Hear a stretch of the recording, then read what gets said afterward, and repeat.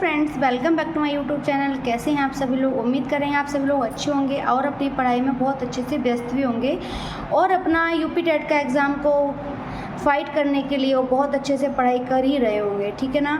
तो आज मेरा टॉपिक होगा हरलोक महोदय ने जो आपकी स्टेजेस को डिवाइड किया है, जैसे कि आपकी स्टेज होती है शैशवावस्था, बाल्यावस्था, किशोरावस्था, प्रौढ़ावस्था, है ना, वृद्धावस्था। तो इन स्टेजों को बारे में बताने वाले आपके हरलोक महोदय जो थी, उन्होंने अवस्थाओं को 11 भागों में बांटा था, जैसा कि आप लोग को अभी तक पढ़ते चले आए होंगे।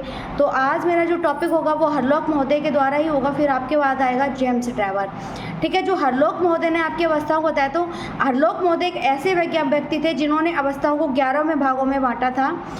तो इन्होंने सबसे पहले आपकी कौन सी अवस्था बताई थी? इन्होंने सबसे पहले आपकी गर्भावस्था बताई थी। गर्भावस्था का जो टाइम होता है ना, वो गर्भाधान से जन्म तक बताया था, यानी कि जब बच्चा माँ की गर्भ में होता है तो उस अवस्था को इन्होंने गर्भावस्था कहा। और गर्भाधान से जन्म तक, यानी कि जब बच्चा जन्म तक हो जाता है, जब बच्चे का जन्म हो जाता है और तो बच्चा जो जन्म तक होता है, तो 9 माह 10 दिन का इन्होंने टाइम पीरियड बताया था। यहाँ से डायरेक्ट क्वेश्चन पूछा गया यूपी टेट 2021 वाले में कि जो गर्भावस्था का टाइम पीरियड होता है वो कितने दिनों का होता है। तो गर्भावस्था का जो टाइम पीरियड होता है बच्चे, वो 280 दिन का होता है और सप्ताह में पूछा तो 40 सप्ताह का होता है। फिर उन्होंने बताया शैशवावस्था, तो इन्होंने शैशवावस्था को भी जन्म से 2 सप्ताह तक ही बताया था। यानी कि आपसे क्वेश्चन पूछा जाए जन्म से 2 सप्ताह तक ऐसे कौन से व्यक्ति थे, ऐसे कौन से मनोवैज्ञानिक थे जिन्होंने शैशवावस्था को जन्म से 2 सप्ताह में डिवाइड किया था। तो हरलोक जी महोदय थे, उन्होंने 0 से 14 दिन तक ही आपकी जो शैशवावस्था है इन्होंने बताया था। तो शैशवावस्था को सबसे पहले उन्होंने 2 में डिवाइड किया था, न्यूनेट स्टेज और पार्ट प्यूनेट स्टेज। तो पार्ट प्यूनेट स्टेज को इन्होंने बताया जन्म से 10 से 15 मिनट तक बताया था। और जो न्यूनेट अवस्था होती है, इन्होंने आपको न्यूनेट स्टेज को इन्होंने बताया था जन्म से 2 सप्ताह तक, ठीक है। फिर बचपनावस्था की बात करते हैं, तो बचपनावस्था को इन्होंने बताया था कि 3 सप्ताह से 2 वर्ष तक होता है। कितने अवस्था तक? 3 सप्ताह से 2 वर्ष तक बताया था इन्होंने। फिर उन्होंने बताया था कि जो बाल्यावस्था का टाइम पीरियड वो 6 से 12 वर्ष तक बताया था। यानी कि जो बाल्यावस्था को बताने वाले क्या थे, तो बाल्यावस्था को हरलोक महोदय बताया जन्म से लेकर 6 वर्ष से 12 वर्ष तक आपका बाल्यावस्था का टाइम पीरियड चलेगा। तो बाल्यावस्था को भी इन्होंने 2 में डिवाइड किया था, यानी कि पूर्व बाल्यावस्था और उत्तर बाल्यावस्था।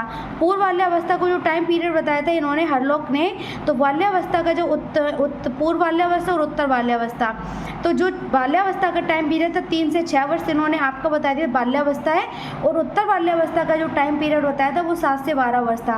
एक क्वेश्चन इन्होंने डायरेक्ट यहाँ से पूछा है, वयासिंधी अवस्था किस अवस्था को कहते हैं? तो यहाँ से क्वेश्चन आपका अगर आए तो वयासिंधी अवस्था उस अवस्था को कहते हैं जो बाल्यावस्था के बीच का और किशोरावस्था का स्टार्टिंग का टाइम होता है, उस अवस्था को जोड़ती है। यानी कि वयासिंधी अवस्था 12 से 13 वर्ष की अवस्था को जोड़ती है, उसी को वयासिंधी अवस्था कहते हैं। उसके बाद इन्होंने एक और अवस्था बताई, किशोरावस्था।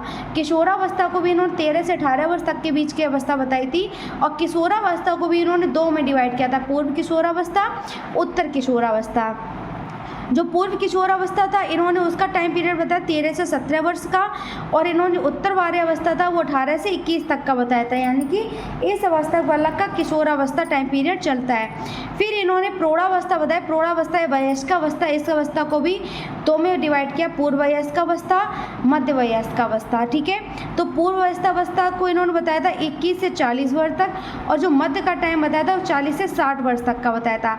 और 40 के 60 के बाद का कौन सा था? वृद्धावस्था बताई थी 60 से मृत्यु पर्यंत तक। इसके आगे का टाइम पीरियड जो बताया था वो इन्होंने कहाँ से कहाँ तक का बताया था, फिर आए थे जोन्स के अनुसार। इसके बाद आपका हरलोक महोदय वहाँ से खत्म होते, इसके बाद जोन्स अवस्था जोन्स के अनुसार आया।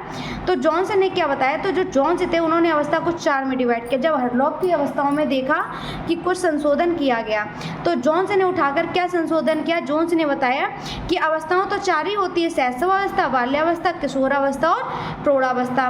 तो जोन्स के अनुसार अवस्थाएं 4 बताएंगे। तो सबसे पहले जो गर्भावस्था है, गर्भावस्था का समय क्या बताया था? गर्भाधान से जन्म तक बताया था। कितना? गर्भाधान से जन्म तक, ठीक है। तो टाइम पीरियड 280 दिन और 40 सप्ताह 9 माह 10 दिन का होता है, ठीक है, या 40 सप्ताह कह लो, 280 दिन का पूरा बोल लो या 9 माह 10 दिन का बोल लो। तो गर्भावस्था का जो समय होता है गर्भ धारण करने से 280 दिन या 9 माह 10 दिन तक या 40 सप्ताह तक माना जाता है। गर्भ धारण करने की सर्वाधिक प्रायता रजो धर्म मासिक धर्म चक्र के 14 दिन से होता है। ठीक है, कितने दिन से होता है बच्चे? 14 दिन से होता है। तो पहले रजो धर्म 13 वर्ष को रजो दर्शन कहते हैं, जो धर्म की समाप्ति को रजो निवृत्ति कहते हैं। ठीक है, तो महिला जो धर्म की समाप्ति को रजो निवृत्ति कहते हैं, महिलाओं में रजो धर्म का समय 28 दिन या 30 दिन का माना जाता है। महिलाओं में अंडाणु पाए जाते हैं और पुरुषों में शुक्राणु पाए जाते हैं। अब बात करते हैं गर्भावस्था। गर्भावस्था को 3 में बांटा गया था। कितने में बच्चा? 3 में। बीजावस्था, भ्रूणावस्था, गर्भ शिशु अवस्था। तो बीजावस्था वो किस अवस्था को बोलते हैं? तो बीजावस्था जो होती है वो 0 से 14 दिन तक चलती है।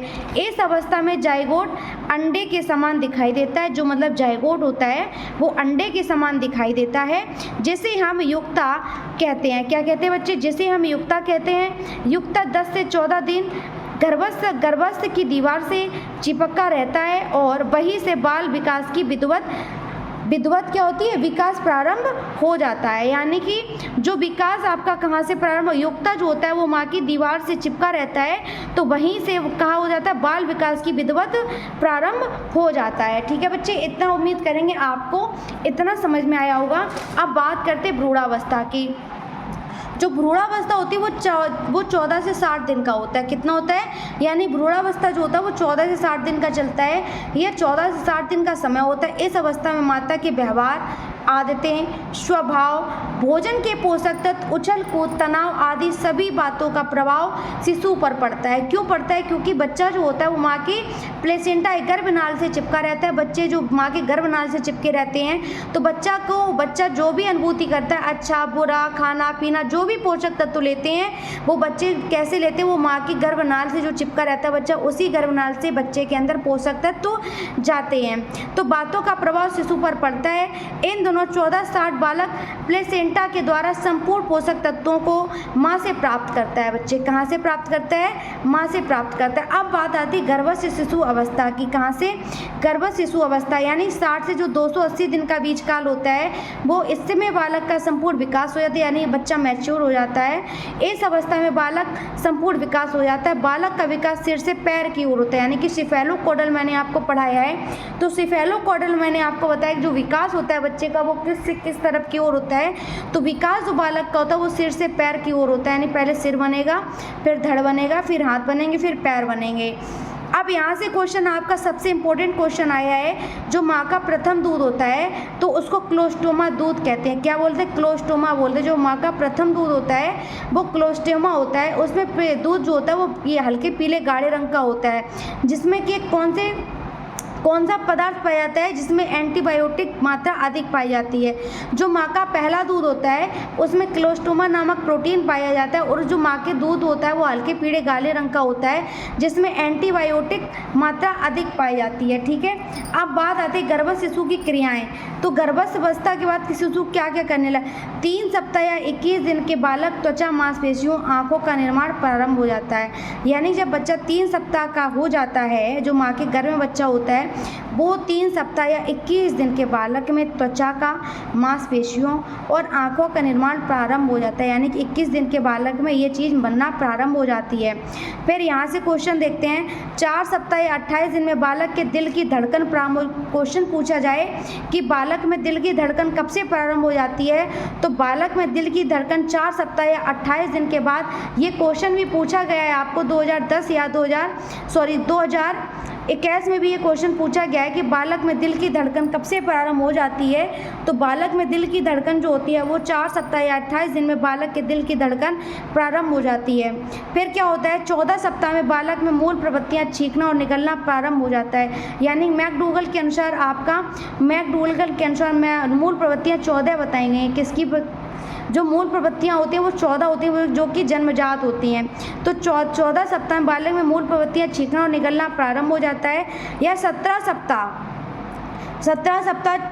सप्ताह में बालक के दिल की धड़कन को सुनना भी प्रारंभ हो जाता है। यानी कि दिल की धड़कन कब हम लोग सुन सकते हैं, तो 17 सप्ताह में बालक के दिल की धड़कन अपन सुन सकते हैं।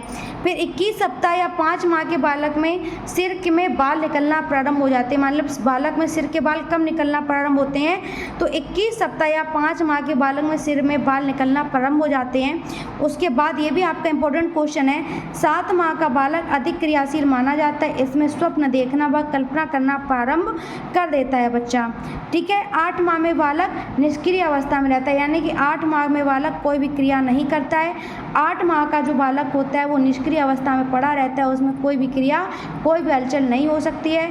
थैंक यू फ्रेंड्स, बताए गए आपको सभी अवस्थाएं आपको बहुत अच्छे से समझ में आई होंगी। तो ऐसे ही वीडियो को जानने के लिए आप हमारे चैनल को लाइक करें। यदि आपको हमारी वीडियो पसंद आए तो एक प्यारा कमेंट बॉक्स में कमेंट जरूर करके बताएं और मुझे अप्रिशिएट करें, जिससे कि मैं और भी अच्छी अच्छी वीडियो आप तक पहुँचाने की कोशिश करें। Thank you friends.